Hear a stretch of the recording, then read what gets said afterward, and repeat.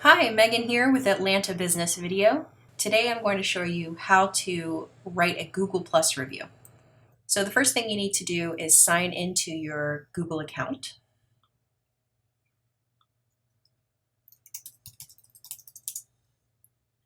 And then you simply need to search for the company that you want to write a review for.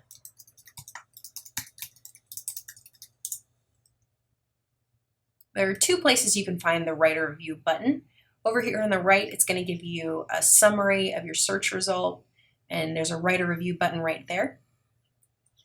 Or you can go over to the Maps tab, and there is a Write a Review button right at the bottom over here. So if you click that, it's going to allow you to put the number of stars you think and also share the details of your experience and upload photos if you'd like.